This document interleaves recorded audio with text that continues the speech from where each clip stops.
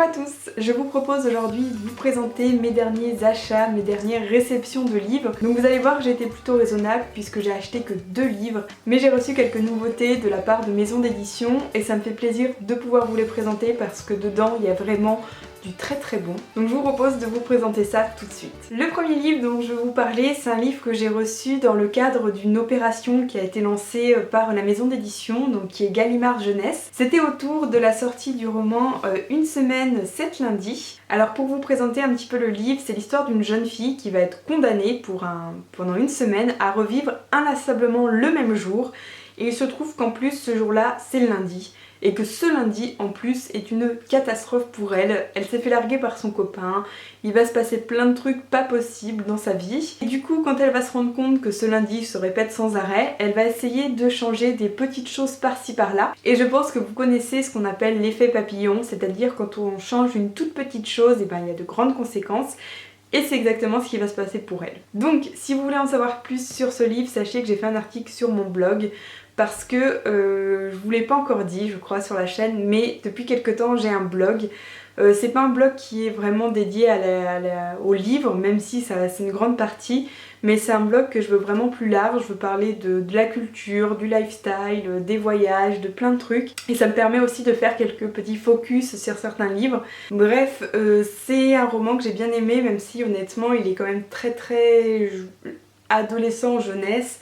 Il me fait beaucoup penser un peu, vous savez, aux films un peu pour adolescents qui se passent dans les lycées américains, etc. C'est totalement dans ce genre-là. Alors bon, c'est pas forcément déplaisant, mais il faut le savoir avant de le lire parce que voilà, ça s'adresse à un public très particulier ou pour des adultes qui ont envie de quelque chose de très léger et de très sympathique dans son genre. En tout cas, je vous en reparlerai dans mon update lecture, mais sachez que s'il vous intéresse, il est d'ores et déjà sorti en librairie. Je vais vous parler maintenant d'une trilogie dont je vous ai déjà parlé il y a la semaine dernière, puisque j'ai essayé de faire une vidéo trailer de livre, en fait, une sorte de bande-annonce du livre. Donc je vous l'ai publié la semaine dernière, ça a été plutôt bien accueilli, mais je vous avoue que j'avais très peur parce que je voulais vraiment faire quelque chose de très bien et j'ai pas l'impression d'être vraiment arrivée au point où je voulais en arriver. Mais sachez que les trailers de livres c'est quelque chose qui me trotte dans la tête depuis longtemps. Donc là j'ai fait mon premier essai et par la suite j'aimerais vraiment continuer et proposer des choses de plus grande qualité. Donc je suis en train d'y réfléchir sur d'autres livres. Mais bon, ça demande quand même pas mal d'organisation, mais j'y réfléchis et j'essaierai promis de vous en proposer d'autres. Bref, tout ça pour vous dire que dans ce trailer je vous parlais de la trilogie Bleu, Blanc, Sang. Que voici, donc c'est 3 tomes, donc le premier c'est bleu, ensuite vous avez blanc puis le sang en dernier. Les 3 tomes sont sortis en même temps, donc vous pouvez déjà lire les 3 tomes d'un coup. C'est en fait 3 événements qui vont se passer en France, sans lien apparent les uns entre les autres, mais qui vont être liés quand même. Donc ce qui va se passer, c'est que le président de la République française va mourir. En même temps, un tableau totalement inconnu va se vendre des milliards aux États-Unis et en France un convoi qui comportait un tableau de cette même hauteur va être totalement attaqué. Donc voilà, c'est une trilogie que vraiment je vous recommande chaudement, j'ai beaucoup apprécié, j'ai trouvé que c'était une écriture qui est très addictive et en même temps ça aborde des sujets totalement novateurs pour le genre et le public auquel il s'adresse.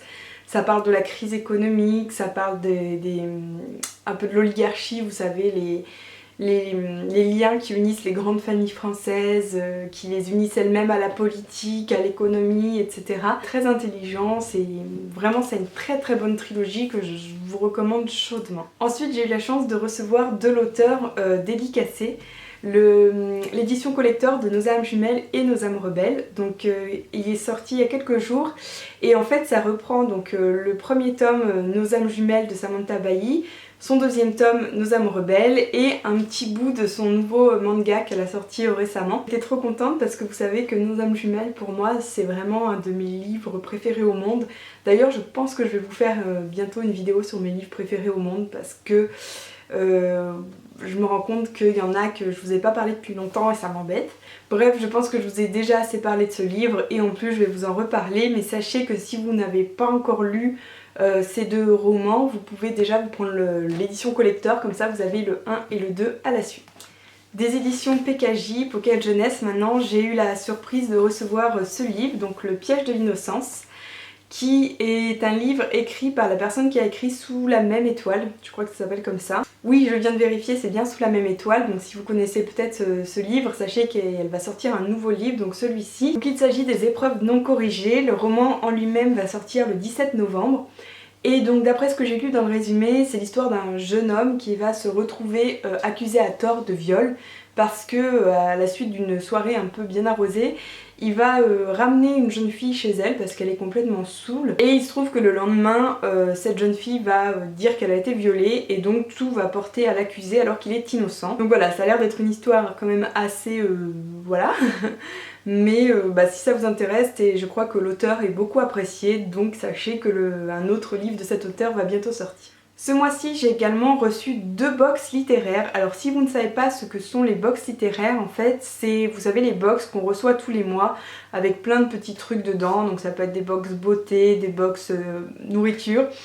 Et les box littéraires existent également, donc aujourd'hui je vais vous en présenter 2. La première, c'est celle de 1001 livres. Alors en fait la créatrice propose chaque mois une box autour d'un thème, donc par exemple le mystère, le voyage, le prochain c'est le thème geek pour le mois de novembre. Et donc dans ces box elle va proposer un livre grand format qui est sorti très récemment et qui est young adulte par contre, donc attention.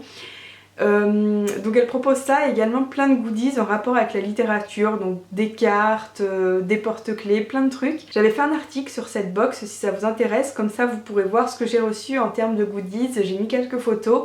Donc je vous invite à aller voir et à aller voir également le site de 1001 livres parce que vraiment c'est très très bien. Et donc moi dans cette box j'ai reçu un livre que je voulais absolument, qui était dans ma wishlist, enfin qu'il me fallait absolument.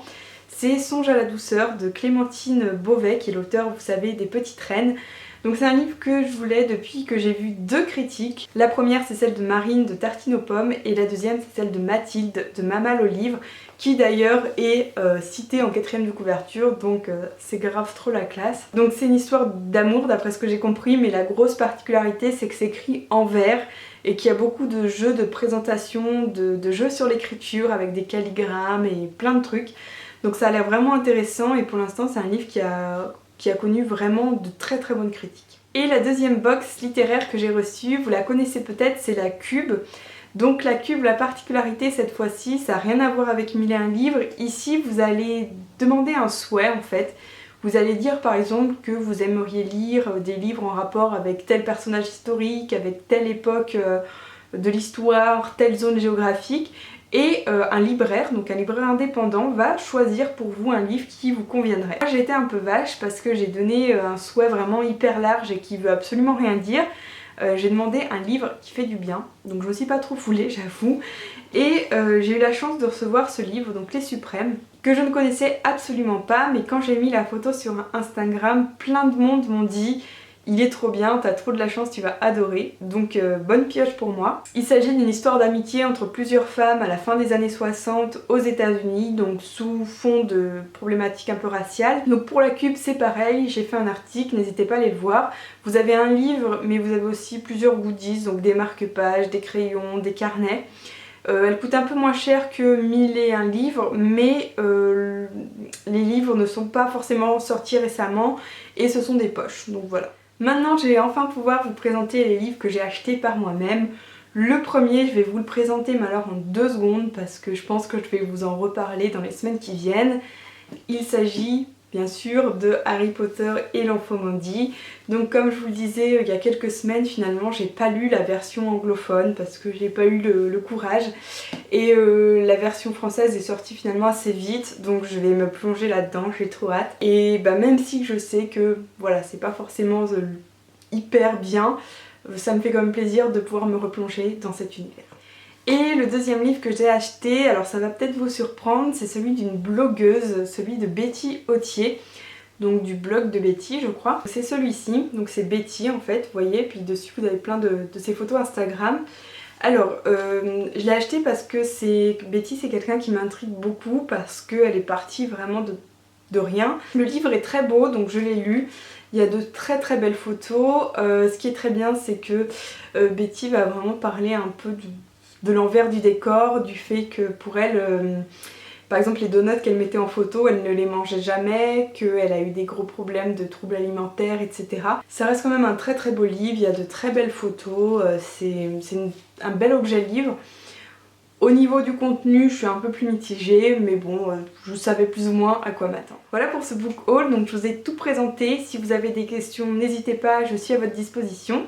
J'en profite pour vous parler un petit peu de quelque chose, donc à savoir les réseaux sociaux, puisque finalement je vous dis jamais ici où je suis et comment on peut se contacter entre deux vidéos. Donc je suis hyper présente sur Instagram, donc mon profil c'est Brodybooks tout simplement. Je me suis également mise à Snapchat, donc j'essaye de vous présenter un peu mes lectures en cours, les livres que je reçois, vous parler un peu de 2-3 trucs de ma vie, donc c'est pas très passionnant mais moi j'adore Snapchat, donc si ça vous dit mon pseudo c'est également Brodybooks. Et enfin maintenant vous pouvez me retrouver donc sur mon blog cherlecteur.fr. Comme je vous le disais, c'est pas un blog qui est dédié que à la littérature, c'est vraiment beaucoup plus large. J'ai pas envie de me mettre dans des cases en fait, donc j'ai vraiment envie d'être plus large là-dessus que sur ma chaîne pour l'instant. Donc si ça vous intéresse, n'hésitez pas à aller jeter un coup d'œil, j'espère qu'il vous plaira. Je vais y être beaucoup plus active, donc n'hésitez pas. Voilà pour ce petit discours, donc je vous remercie pour votre attention, j'ai hâte de vous retrouver en commentaire et je vous souhaite une très bonne journée. Salut!